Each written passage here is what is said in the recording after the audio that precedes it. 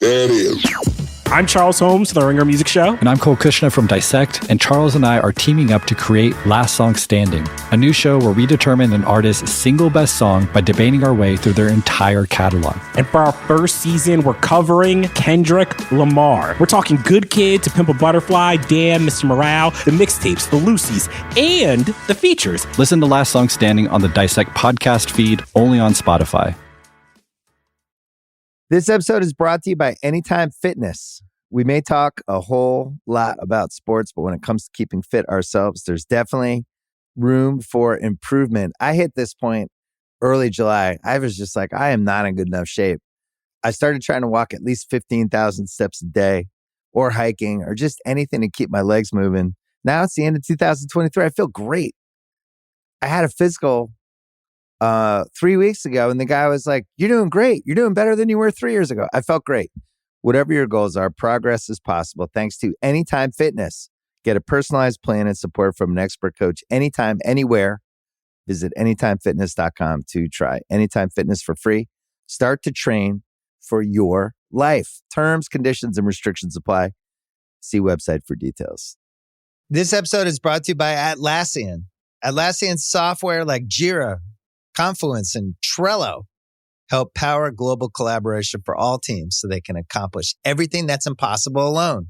Because individually we're great, but together we're so much better. Learn how to unleash the potential of your team at Atlassian.com. Atlassian.com. Atlassian. Tap the banner or visit this episode's page to learn more. I need support staff to clear the room.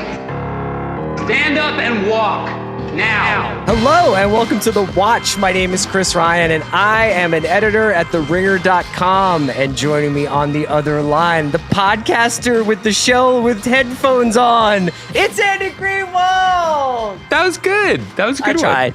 It should be we're going to talk a little bit about Marcel the Shell with shoes on today, but it should have been the podcaster with shoes on. I don't know. It's been a long day, Andy. It's great to see you. It's Thursday. Today's a special one. Why don't you tell people what you got next? We're going to be chatting about some stuff, and then the back half of the episode is an interview I got to do with one of my filmmaking heroes, quite honestly, the French filmmaker Olivier Assayas, who has just completed his first work. Well, no, I guess Carlos was technically a TV show. It's sort of hard to tell. Technically? Yeah. I mean, I don't know.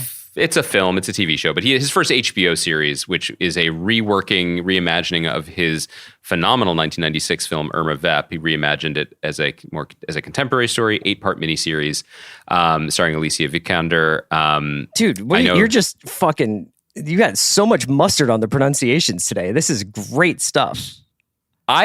Vikander. Do you know how you make me feel like I honestly didn't finish high school the way you just said Olivier Assayas and Alicia Vikander? I nod to the continent in everything that I do. You know what I mean? I bring a kind of an old world energy to this podcast, but you're the vibrant, bustling American metropolis, and that's why this is a successful show. What I mean? I'm like the cobblestone boulevards, and you are the hot asphalt in summertime. You're Henry James, I'm Mark Twain. That's where we are, right? By saying that as the analogy, you just made yourself Henry James also. You know what I mean? You should have been like, you are, I don't know, who wrote the Canterbury Tales again? And you are Elmore Leonard. I feel like that's a more specific. Look, the point is, got to talk to Olivier about Irma Vep. I know some listeners out there have been watching the show. I'll talk more as we get closer to it, but he is just a phenomenal intellect and thinker about film and TV. And yes, guys, the interview is in English. Not that I could have done it in French, but I just want to be very clear. And do you find yourself slipping into accidentally using a French accent when you talk to French guys? I don't understand I reject the word accidentally. It's purposeful. But you know what I mean? Yeah. No culture welcomes the appropriation of their language by outsiders more than the French. I feel like that when I casually talk about the Phillies, which is a pretty rare occurrence. Sometimes right. I find myself saying Castellanos, you know what I mean?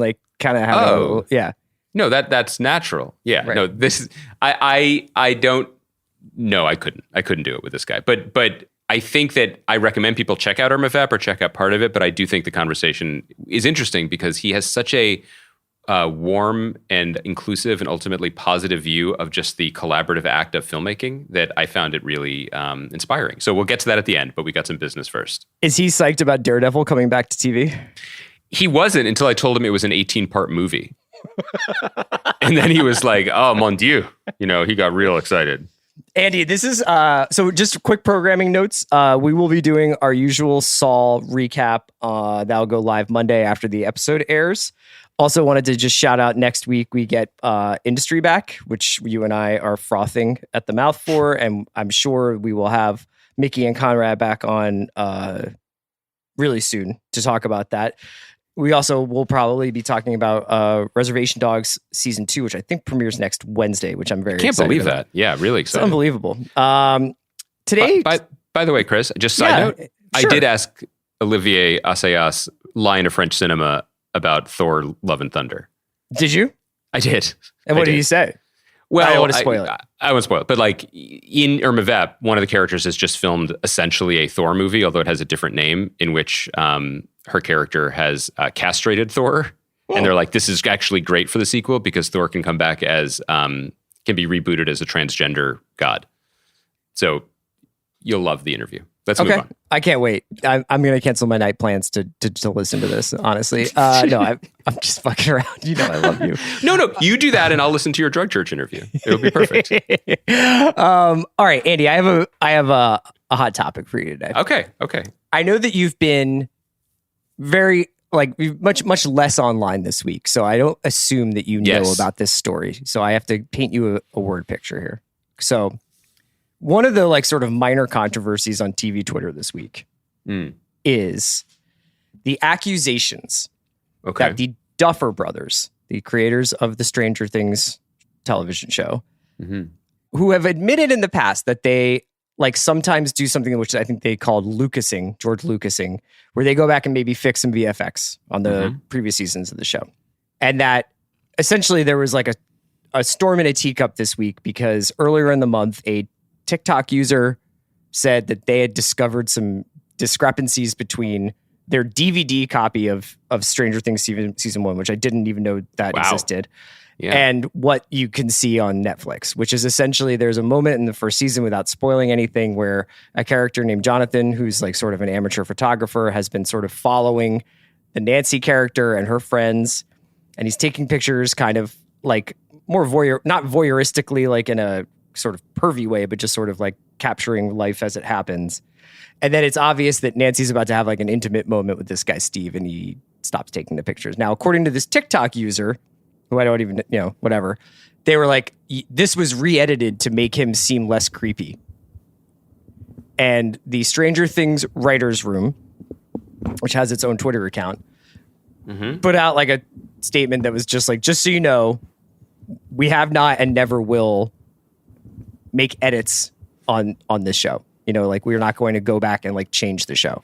I think I could actually get the actual quote, which might be helpful here. It is, PSA, no scenes from previous seasons have ever been cut or re-edited, and they never will be. In the intervening time, also, any blog posts, there's been a couple articles about this whole thing where people are are the Duffers re-editing Stranger Things to make it seem less pervy? And in fact, it's what happens when you aggregate three steps away from the actual moment is no, they're not. And now they've had to retract those articles. I tell you all this just to ask you a question. Would you ever do something like this with your show? It's a great question and it's an interesting one. And I'll say two things. One, every single person who has ever made, this is true of anyone who's ever made anything, but particularly anyone who has ever made an episode of television, let alone a season, certainly people who have done much more accomplished works than I ever did, would love another bite at the apple. Yeah. Whether it's an entire episode you wish you could reshoot with a different director, or just some editing tweaks, that you wish you could make, or, make something a little more clear. Maybe you could have ADR'd one line that would have, at least for your frazzled nerves, offered some soothing. Which, to your point, the Duffers actually have said, we can fix. There's a moment in the most recent season where it's the episode is set on the character Will's birthday, in terms of what day it's set on, but they never acknowledge that it's his birthday.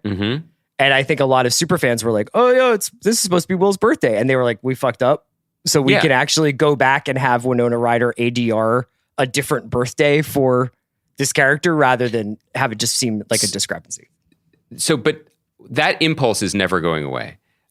But the answer I want to give speaks more to the way that I understand the differences between TV and movies, and also, frankly, the appeal between TV and movies. Because the thing that I love about TV on two levels, both as a viewer and as someone who works on it, is the imperfect nature of it. Is the magazine deadline, we're going to do our absolute best, it's never going to be perfect, and then we'll get to do it again.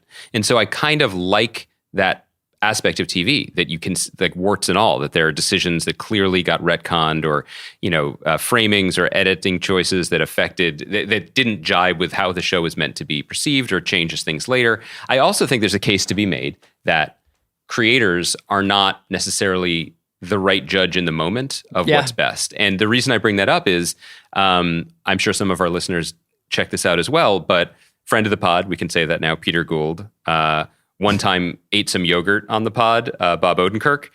We're on Fresh Air this week.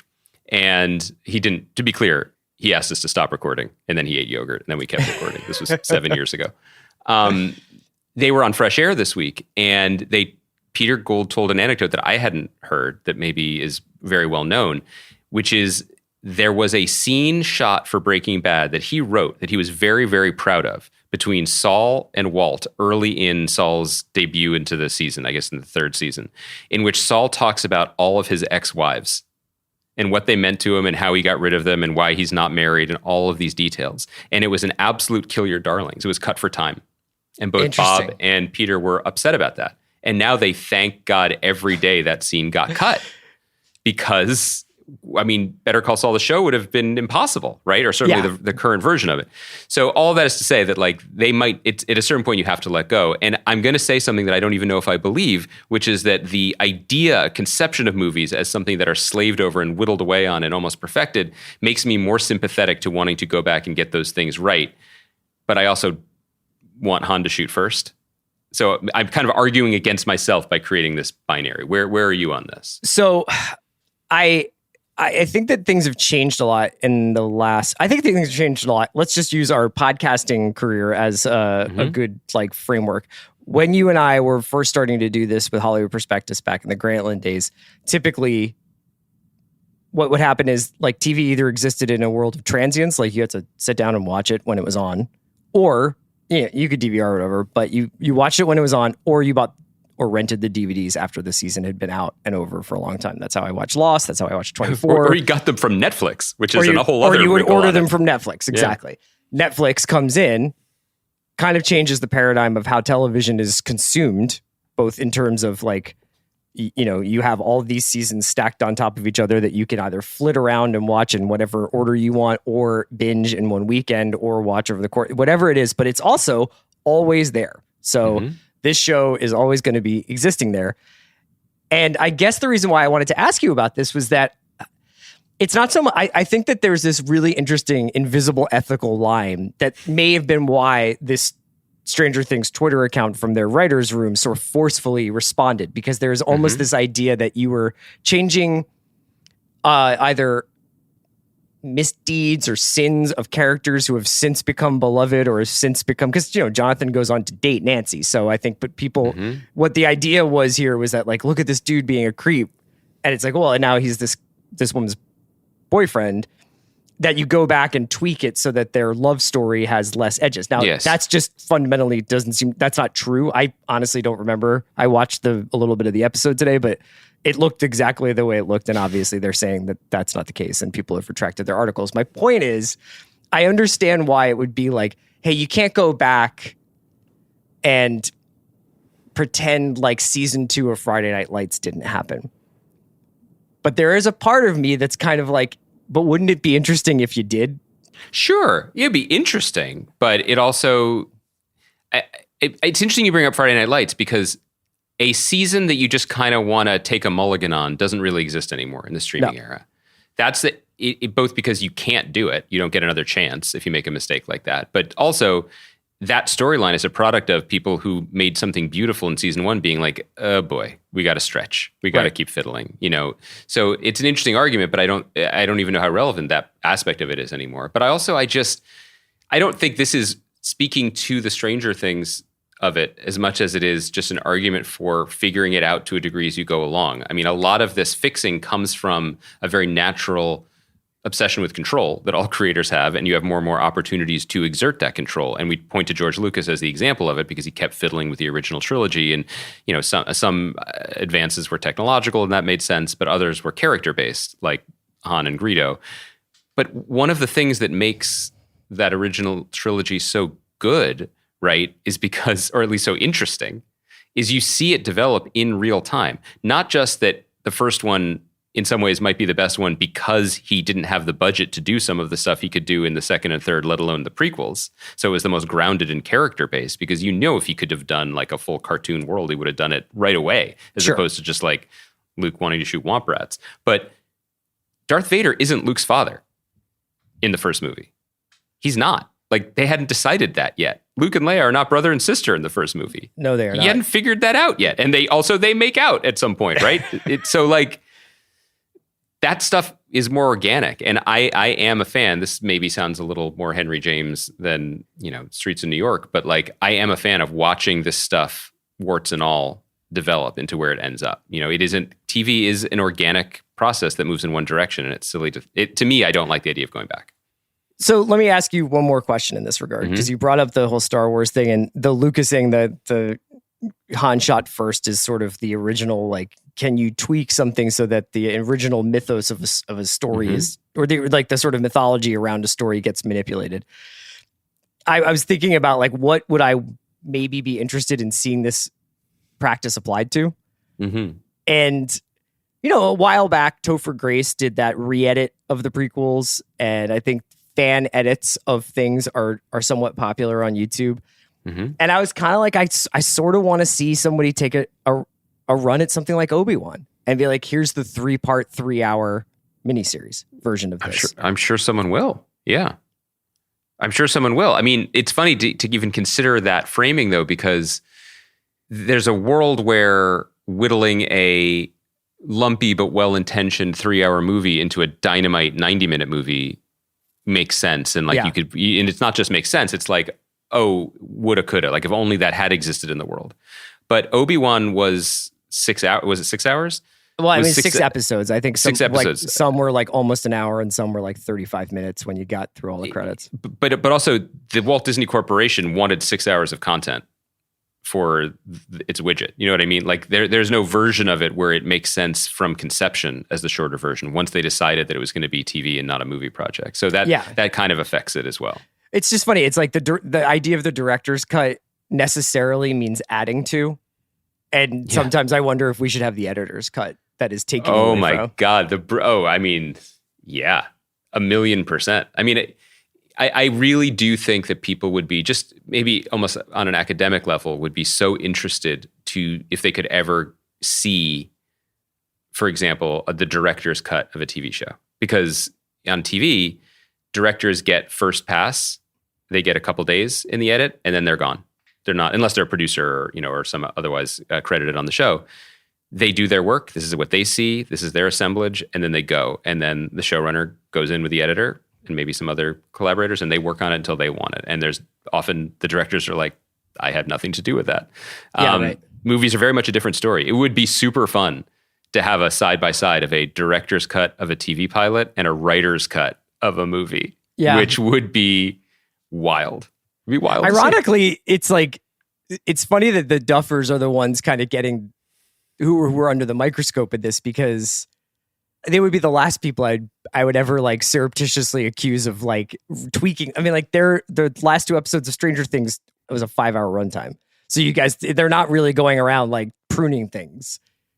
Also, no creator is just like, I had exactly the right amount of time. No one thinks they have enough time ever. That said, it's hard to imagine a show that seemingly has more runway in terms of like, we're going to take an extra year or 6 months, or we're going to shoot in this town for a while. Like not the first season maybe, which is at issue here, but they seem to have a lot of resources. By the way, before we change subjects, I just don't know if your average run-of-the-mill watch heads are aware of your vibrant podcasting life outside of the show. And this week's that would episode be pretty of The Big funny Picture, if they were just like, so this guy's on another pod. But maybe they're not checking like episode to episode. And I just want to say that like this week's Big Picture is the 1987 movie draft, and it's already a must listen because it's you and Sean and Amanda, but it's also Quentin Tarantino and Roger You're Avery. such a little sweetheart. Thank you. It's awesome. But also like I say this every time you do this. It's just there are certain benchmarks where I'm just like, I kind of can't believe this is real. And so having known you for 25 years that like you just podcast with Quentin Tarantino sometimes, that's so weird. That's awesome. Weird. It's so weird that it definitely gets in my head. I was telling Sean this the other day or after we did it, but I was like, because I went third. So Roger went first, then Quentin, then me. By the way, he sure did. Yeah. That is one of the weirdest opening pitches of a podcast I've ever heard by Roger Avery. So. And I was like, they picked their first two. I think Roger took RoboCop and Quentin took Evil Dead 2. So I had like quite an open field to choose from. And I was like, I should pick Full Metal Jacket. I should pick Full Metal Jacket. I should pick Full Metal Jacket. And I was just like, I don't know if I can handle Quentin Tarantino calling me a normie. Like if I pick Full Metal Jacket and for some reason he was like, that movie sucks. So I was just like, I know he's going to like Raising Arizona and I love Raising Arizona and I need a comedy. So I went with it. And I was glad I took it where I took it, but there was like true, like the yips right before I said it. It's wild. Even Sean on the pod is like, you seem a little twitchy over there. I'm like, because I'm bricking myself. Yeah. Jeez. So that was awesome. So check that out. Big Picture feed. Thanks, man. Okay, so now we have one other piece of business. Oh yeah, well we were going to do a little right? Daddington, Oh yeah, just so guys, it's Daddington, but it's also Friendington. It's Uncleton too. I was, like to the Uncle extent Chris. that I was a participant. Yeah. I just wanted to hit people to the fact that there is a movie out right now it's an A24 film. It's not in like limited release. I saw it in the movie theater. It's called Marcel, the Shell with Shoes On. It is the film version of what was I think, beloved internet viral sensation a few years ago. It was a collaboration between then married couple Jenny Slate, who you know is an actor from Saturday Night Live, a comedian, and Dean Fleischer Camp, who directed it and does the animation. And very charming, very sweet little short. I think they made a children's book. I wasn't like, when's the film dropping? I wasn't like a super shellhead going in. But it's been very hot in Los Angeles, as it has been throughout the country. And I was like, I'd like to take my children to an air-conditioned room for a while. And we went to see this movie, and it is absolutely enchanting. And I think really, really special and moving and surprising. And I want to bring you into this because I told you it was good. And then you went with your wife, which was wonderful that you went to see it. Very similar reasons. I needed to put my wife in an air-conditioned room for a while. It was really hot. But I got to say, like, I had taken the girls to see the Minions film 2 weeks before. Yeah. And I would say that it was a traumatic act of violence upon me. I hope they're okay. And I do not mean any disrespect towards the many people who both ironically and unironically love the Universal film franchise Minions. Like, I'm sure it brings joy to a lot of people. And the Minions themselves and the physical comedy, I get it. Yeah. But like, we went with friends, and those friends brought those same like giant protective earmuff headphones that you see like the children of rock stars bring to Lollapalooza. Yeah, for when their like children. The kids of the killers are sitting side of the stage. Yes. I don't understand just the freneticism and like visual violence of this movie, like really what it's for. And it sometimes makes you wonder if we, deserve the democracy dying around us. I'm just going to throw that out there. It just makes me wonder. To contrast that, I watch their faces in this movie that doesn't even begin the way movies begin. It is so enchanting and entrancing and rhythmically different, and it's just little talking, and it's very sweet. And they were beguiled. They were transported. And I just thought that was really, I don't know, as a parent, that meant a lot to me. But the movie also is just killer. I mean, Isabella Rossellini voices Marcel's grandmother, and it's a hammer blow of emotion. I mean, right. It really surprised me. It's wonderful. I just would say to people who aren't familiar with the viral videos or the YouTube videos that the Dean Fleischer Camp and Jenny Slate made before, or don't really know anything about this. And I was kind of like, I'm up for this, but I was also like, I'll go see anything right now. It's a really, really inventive movie. It's basically framed as a documentary that Dean Fleischer Camp is making after he has had a breakup, and he moves into an Airbnb where Marcel is, and decides to do a doc about this shell that has talks and has a life and has like a family and everything. And it becomes this like whole thing about reuniting Marcel with his family. And I found it to be a pretty like engaging and gripping story, like as like they move through it. I mean, there's like it's incredibly twee and incredibly cute and incredibly like sweet and all those things that I think would be appealing for a kid. But it just even as like, oh, this is like a really, really cool way of framing this story. Because I was like, how are they going to do this? Like outside of like the cool Jenny Slate voice, like I'm not really sure what the story would be. But yeah, I thought it was really enjoyable. And it's moving on a meta level too, because they were a couple when they made the shorts. They they divorced, but they still collaborated on this together, and that's kind of baked into the emotional language of the film. And I don't know, I just like from my soapbox, which is set up in the collapsing sands of Daddington Island, I would just say that like it's why is it collapsing? What's going on? Is there beach erosion? Sand is not traditionally the most stable thing to build stuff on, like childhood, if you will. Just to say, hold on, I need to call my real part of the estate podcast. Yeah, 1 second. One of the things we do on like on the adult peninsula, where we spend most of our life on this podcast, is being like, can we please have in entertainment things of different colors and shades? Yeah. And, emotional and volume and all senses. And this idea that what all kids' entertainment should be is noisy and shiny and violent, literally or otherwise, and also just like clever all the time in a very self-referential, let's let the parents laugh every 10 lines too, in case their movie theater doesn't serve beer. Like that whole thing, it's just such a bummer and disservice to kids' very creative and discerning minds. And so you throw in a Bluey, you throw in a Miyazaki film, you get something like this, and it just rewires them a little bit in a way that is healthy. And I was pleased for that. You won't be throwing in Nope, though. I really wanted to have Nope watched. I thought Nope was great today. I'm really excited to see it. It's beyond like whether or not there was like some pacing issues for me in Nope or some stuff, like it was so refreshing to be engaged in that like part of my brain again, where I was just like, not like, what does this mean? Like I'm solving it because there's an Easter egg that explains it, but what was he trying to say with this movie? And man, it's like, there's like him and Nolan and a couple of other people who still do that on a mass level.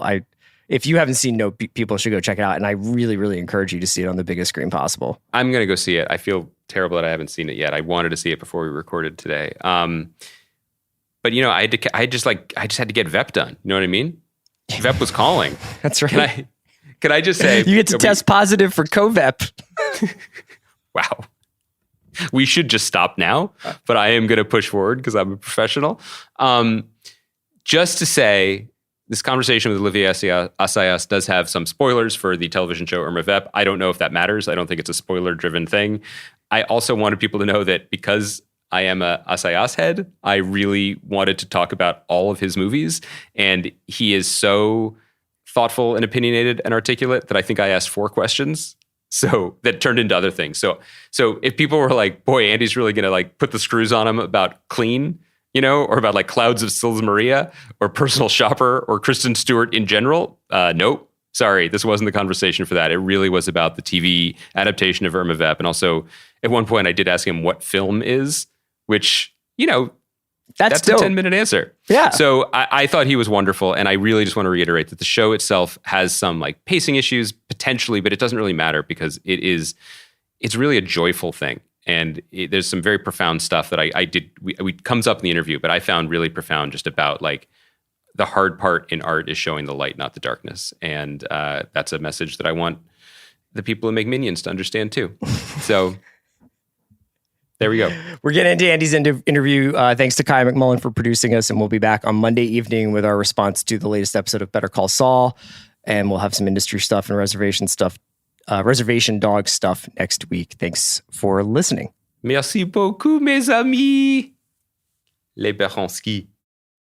This episode is brought to you by Mint Mobile. New Year's resolutions are fun the first couple of weeks. Then you kind of maybe conveniently forget about them halfway through January. No shame. It happens to us all. But this year I have a foolproof plan, at least when it comes to saving money. Just switch to Mint Mobile and you're done. Goal accomplished, because for a limited time, their wireless plans are $15 a month when you buy a 3-month plan. The great thing about Mint Mobile is there's no jaw-dropping monthly bills or unexpected overages, and all plans come with unlimited talk and text. Get this new customer offer today at mintmobile.com/watch. Additional taxes, fees, and restrictions apply. See Mint Mobile for details. This episode is brought to you by State Farm. You might say all kinds of stuff when things go wrong, but these are the words you really need to remember. Like a good neighbor, State Farm is there. They've got options to fit your unique insurance needs, meaning you can talk to your agent to choose the coverage you need. Have coverage options to protect the things you value most. File a claim right on the State Farm mobile app, and even reach a real person when you need to talk to someone. Like a good neighbor, State Farm is there.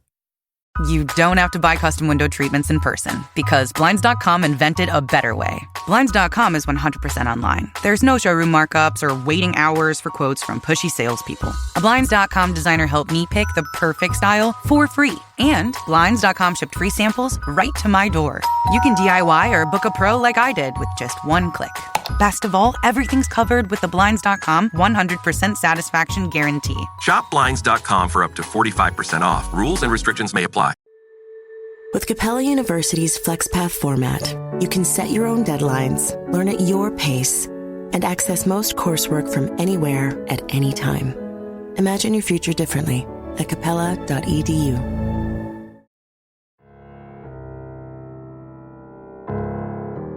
Now I am beyond thrilled and honored to be joined by one of my favorite filmmakers, the filmmaker behind Summer Hours, Personal Shopper, Nonfiction, Carlos, countless others, and also 1996's Irma Vep, which has now been remade by my guest as an 8-part HBO miniseries, which just concluded. I'm so thrilled to be joined by Olivier Assayas. Welcome to The Watch. Thank you for joining me.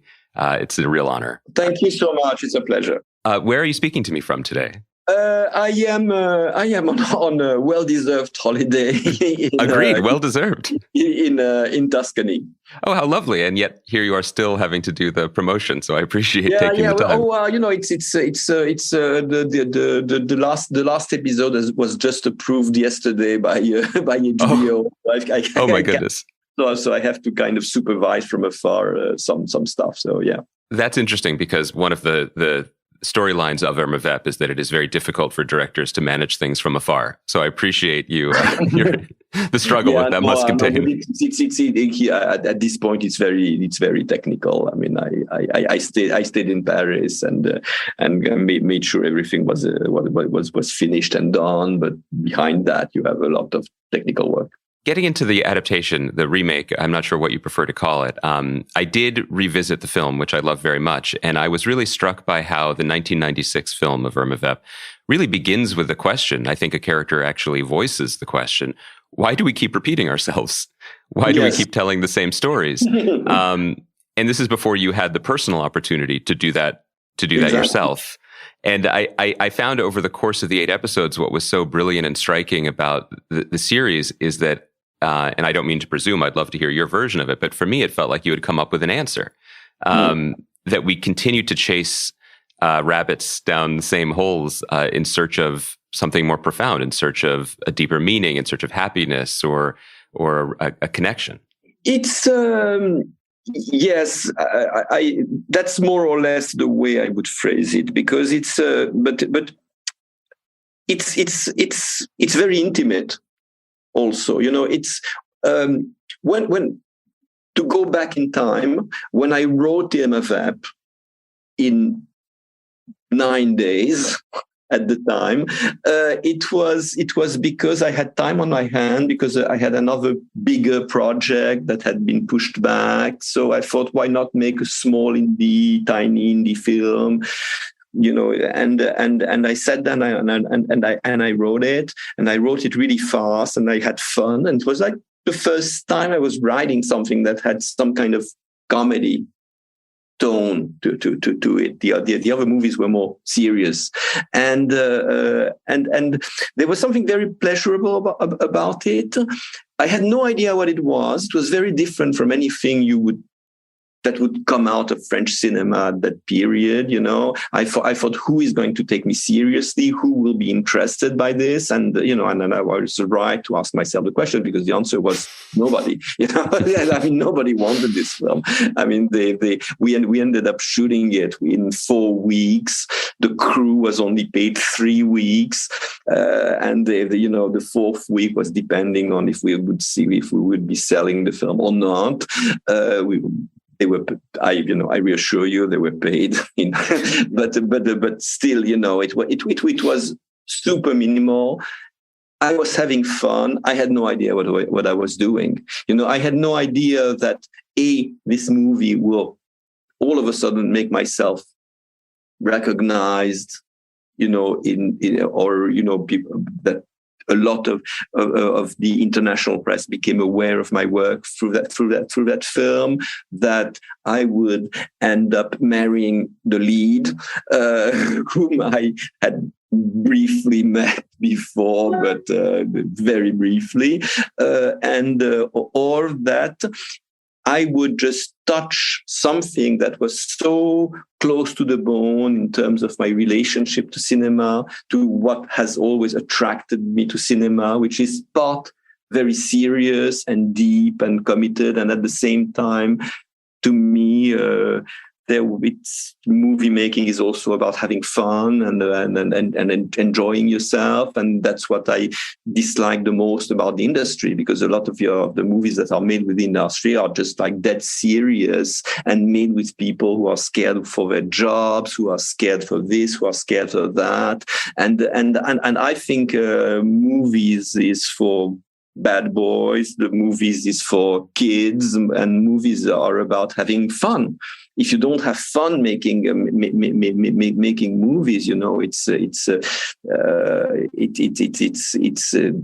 do something else. You know, it's like I mean, as much as I'm very concentrated, focused, kind of hardworking in many ways. When I'm making my movies, I just like the idea that people around me on the set are enjoying what they are doing, that they are proud of what they are doing, and that they contribute, and their contribution is recognized. And I always do recognize the contribution of the people I work with, because cinema is a collective art. So it's you know, to me, the original Irma Vep touched on something that was much deeper than what I initially thought, and it stayed with me, and it became, for me, very much part of the process of cinema. Your answer, which I love so much, reminds me of a line that I want to adopt as a mantra from the finale, which is that it is much more difficult to turn towards the light than to darkness. And I feel like that's something that many people forget when they make prestige television or heavy movies. Or exactly. I mean, that's ultimately it's the. I mean, you know, it's where it all leads to.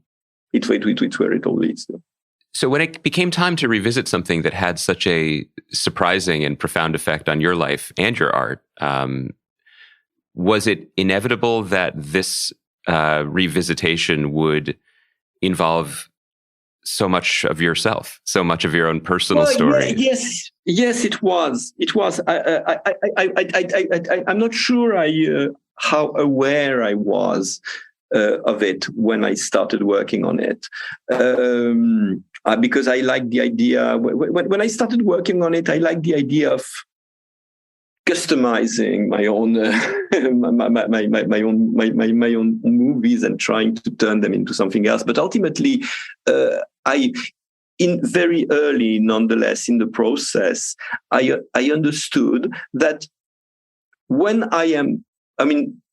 what I have been telling is in the original film and both in the new one is that that movie characters are a little bit more than what we think they are. They are presences who try, and specifically someone like Irma Vep with this kind of archetypal cat burglar with the cat suit. You find her in so many movies. You know, she kind of she's kind of the character who connects the early cinema, silent films, and superhero movies.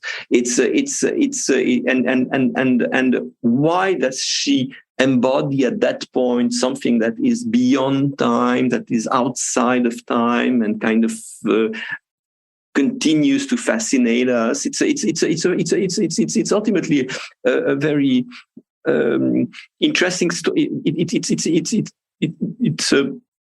It's a very exciting and cinematographic question. But what I did not realize is that I had myself become part of it, because I was the one who revived the Irma Vep at a specific moment. And the Irma Vep became part of my life. So when I start looking back on the character of Irma Vep, even if I go as far as Musidora, who was the original actress, I am part of the narrative. I am the guy who revived Les Vampires in 96, and got married with the actress and got divorced from the actress. And it's so all of a sudden, it's very close to the bone, and I did not imagine that ultimately the movie will include the dialogue that never happened between my ex-wife and myself. I had no idea that it's instead of me questioning the film would start questioning me. I mean, like you are telling the story of Irma Vep. Well, sorry, guy, you have to put some of yourself into it, and much more than what you believe. Well, there's an undercurrent to the film of submission and domination, and people have fun with it, and people are watching the daily saying, "Oh, this is hot," and that's all part of it. But I thought of it in response to your answer only because it sounds like you had to submit as well to a degree to the project, to the process, in a way that I don't know if that was uncomfortable for you or it just felt natural because it's part of the artistic process you believe in. There is a couple of the scenes that with René Vidal and his therapist that kind of give you a kind of an answer to that question, sort of an answer to that question. No, I think it's. What your question is relevant, but I have to answer it in a slightly slightly off way. Please, because it's sometimes something comes up as a job. Would you do this? Would you do that? We have this screenplay. Why don't you? We would like to do something. So, and you feel that, if I do that, I will feel like a director for hire or whatever. I will not feel comfortable. I need to be in control. I need to own whatever I'm doing. So I was a little. I was never reluctant because I always felt that I was working with the best possible people, meaning the guys from A24, HBO, Francesca Ossi. Those guys are the best. I mean, but still, it's another system. It's another culture. I had never really made an American film with an American production and blah, blah, blah. So I was a little nervous slightly nervous about it. But when I got to the process of writing and when I got into the process of shooting, of making the film, I felt that I had no reason to be scared. I had no reason to be intimidated. I had no reason to have doubts. Because ultimately what they were giving me is something I never really had, which was like 8 hours of complete freedom to tell a crazy story. I would never had a similar budget and that much time to tell this movie. So in the context of the film industry. So ultimately, it was TV, yes. It functions slightly differently from what I'm used to, yes. But at the same time, what it's giving me is like way beyond what I had in my previous film. I mean, it's again. I mean, we were discussing about how intimate this was, and all of a sudden, I have 8 hours where I can go wherever my imagination takes me. And I have people there who kind of, who sometimes they tell me, "Are you sure you're not going in the wrong way?" Or "Are you sure?" But always, I mean, they kind of, help me once in a while focus, and once in a while precise this or that, or just just give me common sense observations on the narrative. I mean, stuff that you do in movies and that happen in movies, but the process, because the process is much longer in movies, you don't need to have that kind of conversation. Here, the process was like super fast. That was the really the one tough part. I mean, I had to work. I had to work really hard, really fast for a very long time. So, that's why I'm saying that I'm happy I'm on holiday now, but because it was like 2 years of really, really badly tough work. I want to ask you about the two fantastic leads that you have in the series. Since you're speaking about your own role in the narrative, I should ask you about Vincent McCann, who is a wonderful actor and director in his own right, and starred in a recent film of yours that I adored, Nonfiction. He is playing René Vidal. He has many of the scenes that you're referring to as somewhat similar to your own experience, whether it's speaking to the ghost, the presence of his ex, whether it's speaking to the therapist. What was your relationship like with your double, if you will? Do you have occasional homicidal tendencies on set? Did you watch him studying you at times to pay tribute to your own mannerisms? No. I'm a nice person. I'm a nice person. I'm a very well-behaved, and I like people to be happy on my set, so I don't have tantrums or whatever. I like people to enjoy what they're doing. But yes, I am having, but I'm having fun with the character of René Vidal, because part of him is me, of course. Not, I'm like the nice version, but still, right. There's the evil me. René Vidal is the evil me,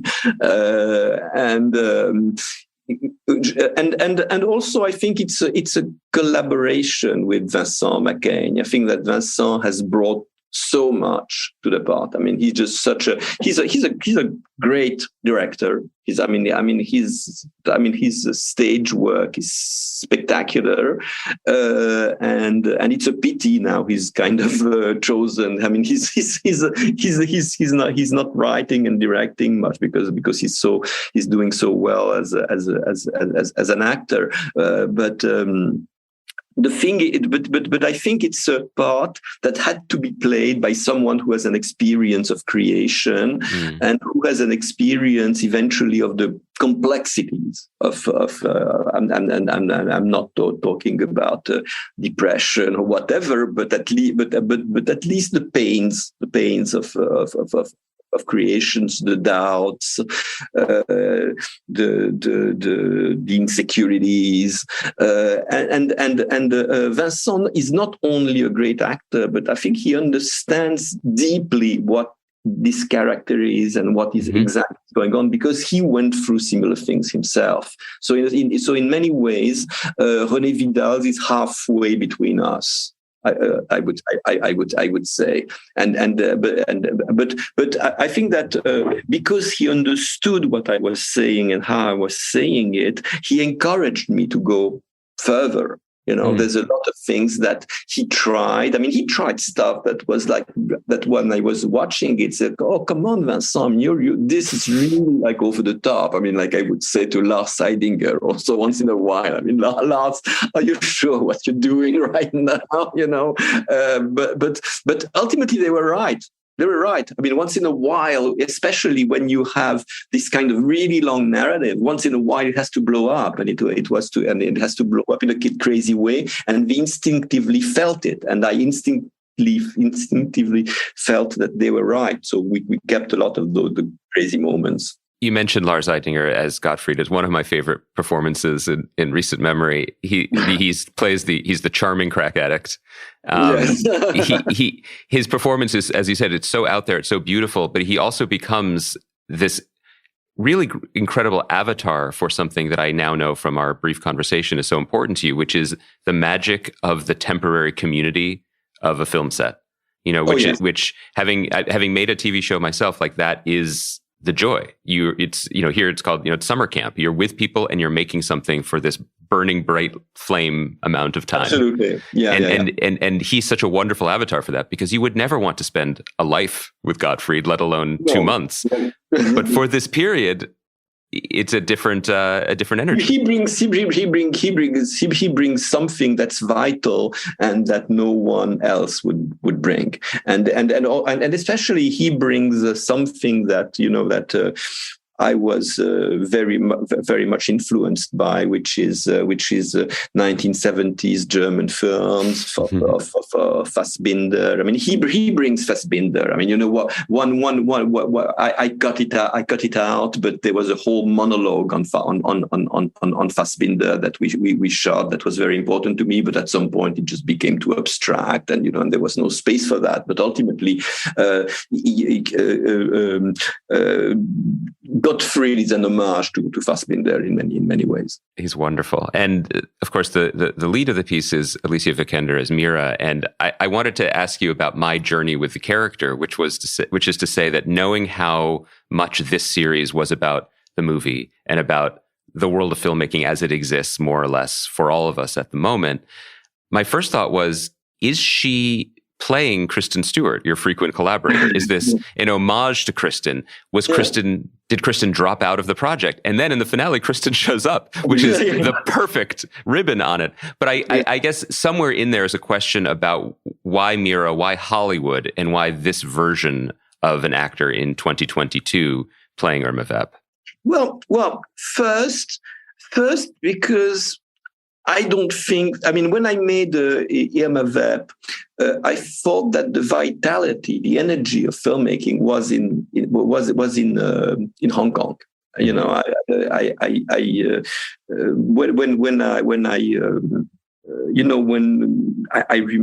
I was friends with Wong Kar-wai, with Christopher Doyle, I mean, with all those guys, and they would do those kind of punk rock things of Chris would be shooting handheld and would turn the switch of the camera on and off at random moments. They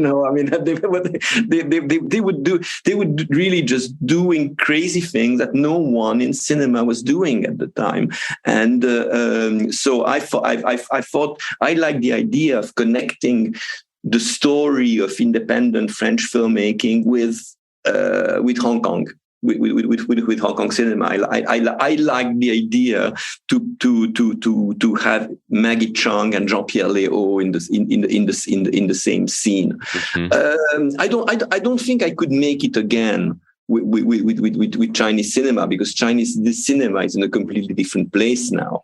And I genuinely, I mean, it's because of the censorship, it's because of many reasons. The Chinese cinema is not bringing to world cinema the kind of energy it used to bring, and or whatever it brings is known and relevant and recognized and doesn't need me to explore. So and again, I mean, To me, making Irma Vep again had made sense in the same way as you work twice on the same play. You have a play and you have a very good version with the perfect cast, and 10 years later, 15 years later, 20 years later, you do the same play, but you will want to do it with a completely different cast. You will want it to do it with completely different actors and have a completely different perspective. So to me, making this new version of Irma Vep, the important thing was to be sure that I had the right Irma Vep, so that's why Alicia has been involved since day one. I mean, since before day one. I mean, we met, we liked each other very much. There was no specific idea of making anything together. But when I started thinking about Irma Vep, I said, well, if I'm making Irma Vep, I think the right person would be Alicia, because she has this kind of candor. She has this kind of innocence, and then she's so tough. She's so powerful. She has such a broad range, which is something people are not aware of usually. I mean, it's because she hasn't had a chance to show so many sides of her personality before Irma Vep. So I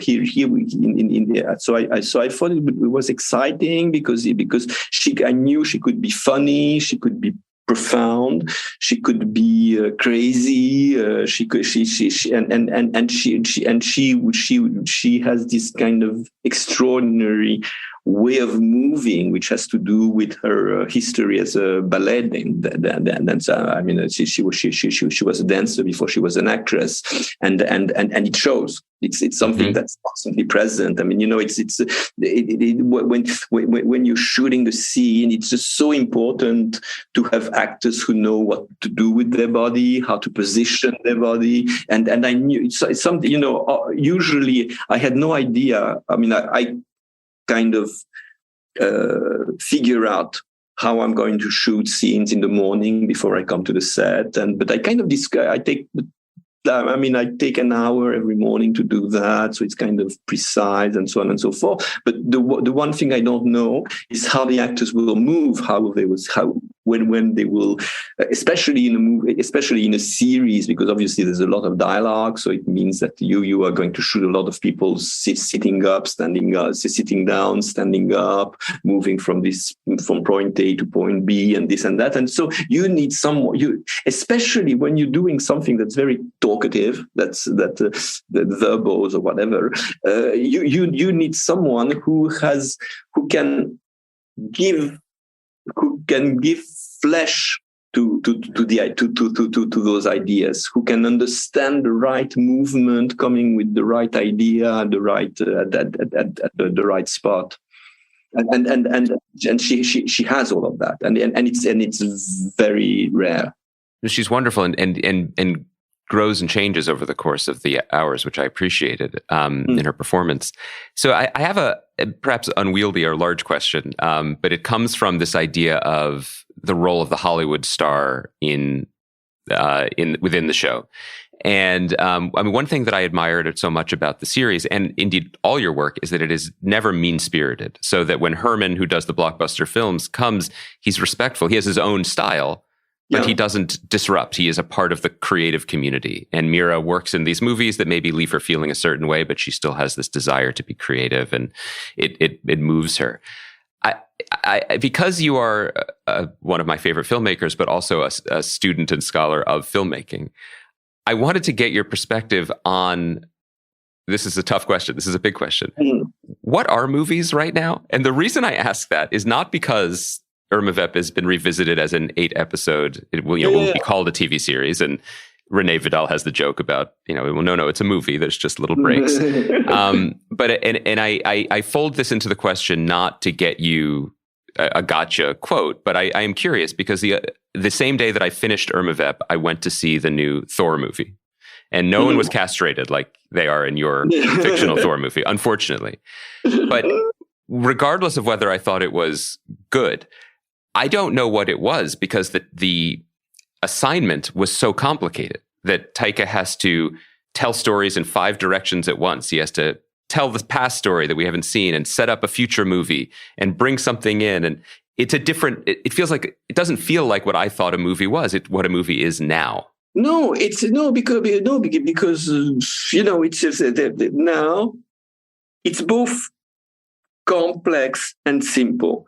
The industry has taken over. It genuinely has. I mean, it's a fact of life. So what does the industry want? The industry wants movies that can generate profit with the minimum risks.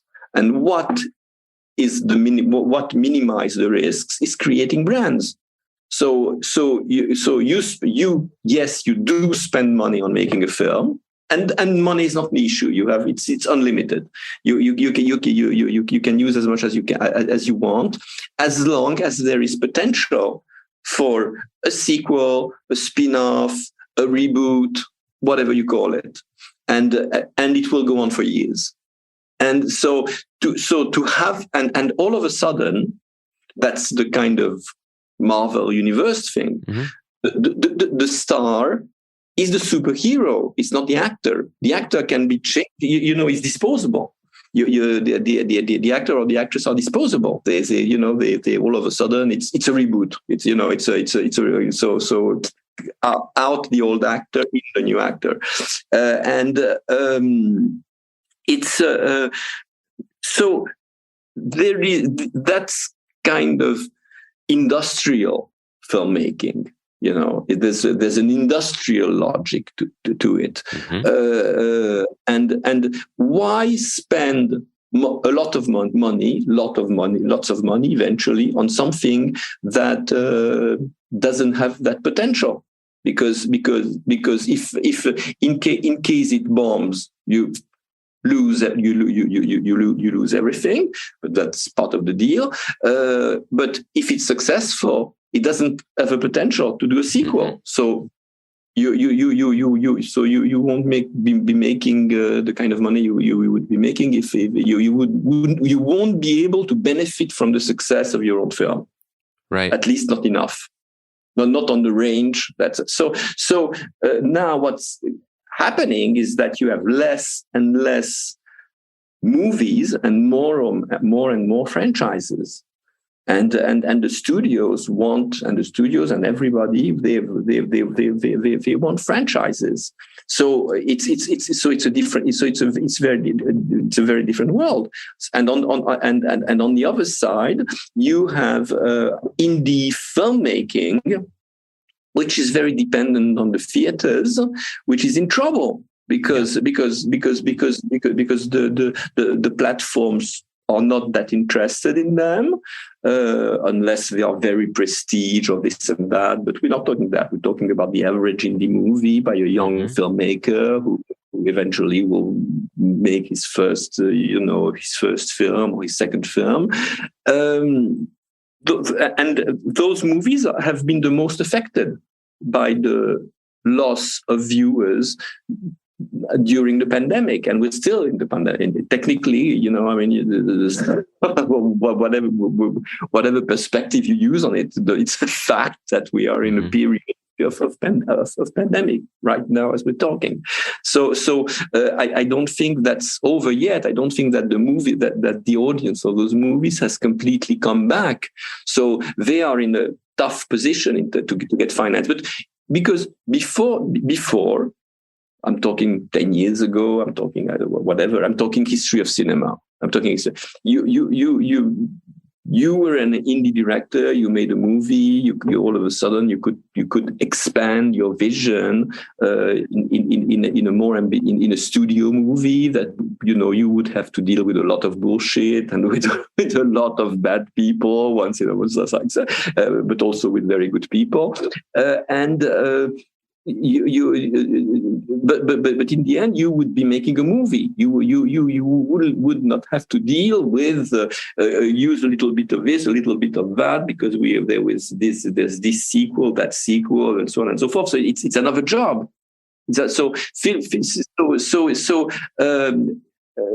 Again, I mean, I'm not even beginning to answer your question, but it's because it's extremely complex. I mean, we at this point. We don't know what exactly is a movie, where it's supposed to be shown, how it's supposed to be shown. Yes. I've been making this series, and I get figures. It's like 1.3 million people have been watching like the first episode. Okay. But I have no idea. I mean, between my friends, I have no idea who has seen it, who has not seen it, who actually has an HBO Max subscription or not, or if they've seen it on some French platform who's also showing it, or if now I'm in Italy, I have no idea where it's showing it. We are in a completely different world. We are in a new world, and I have no. And I mean, it's. I could go on and on about this. Just take The Irishman. I saw the Irishman, amazing film. I watched it on my TV because I had no idea where I could see it anywhere else, any other way. And I think that when Scorsese, who's obviously a genius and a very smart man, he knows that, well, in the future, when there will be a retrospective of his films, one of his masterpieces will be The Irishman, and it will be shown. But all of a sudden, those movies change status. I mean, they have a weird status. They are like in a strange limbo, and I think that, and also. I'm saying that in a context where one thing that's not being taken into consideration is that people do have better and better home movie systems. Sure. So I think one factor is also that people are watching. I mean, there's a lot of people who are watching movies at home in pretty decent conditions. I mean, and we're not. I mean, and a projector is not that expensive. You project on your white wall, and you have two, amplifiers, and the film is on your phone.